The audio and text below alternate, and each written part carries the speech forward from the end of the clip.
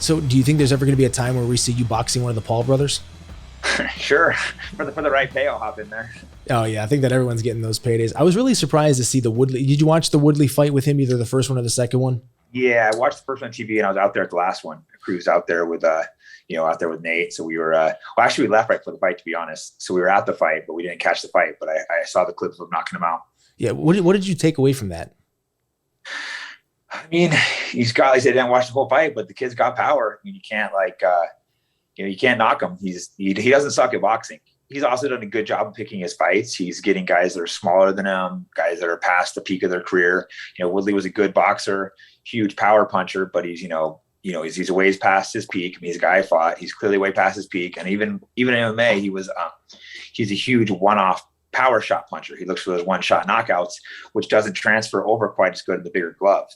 4-ounce glove, you put him down, but what do they fight? 8 or 10-ounce gloves, so it makes it a little bit harder for those single-shot knockout punches. So he picks his matchups, and he has about 20 pounds on him. But that being said, he's not a bad boxer. That I forget which it was. Jake Paul had mentioned a couple of times that he wants to come and do MMA, and he's talked to Dana and said, "I'll come fight in the UFC." How do you think? I mean, there's so many people licking their chops to like, oh, could you imagine getting a call tomorrow? Like, here's $1 million to go fight him. Like, do you have to train? I mean, I heard he's a decent wrestler, but like, do you think we're gonna see him make an MMA debut? And if so, do you think it lands in the UFC? That's hard to say. I mean, he's definitely interested in it, but there's a lot to learn. It's a big transition, and the UFC generally doesn't bring in guys that aren't that good. There's been a few guys they brought in, but even like Kimbo, they didn't bring him in until they made him do the reality show. They brought in some pro wrestler that wasn't that great, but again, he lost his fights. They didn't really give him easy fights, so it'd be hard to see how the UFC is going to match him up. So they could maybe make more sense to Bellator because they'll give him fights he could win.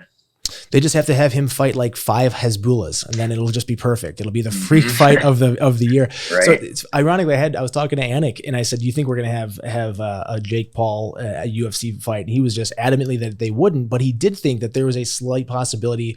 And I couldn't tell if he was joking or not, but I believe that like the Hezbollah fight possibly could be that. I would like, come on, are you not buying that? Hilarious. Are you not buying that pay-per-view? Like, for sure, I want to see Hezbollah two little people fight. Would be freaking epic. They did that. Yeah, I mean, that would be great, man.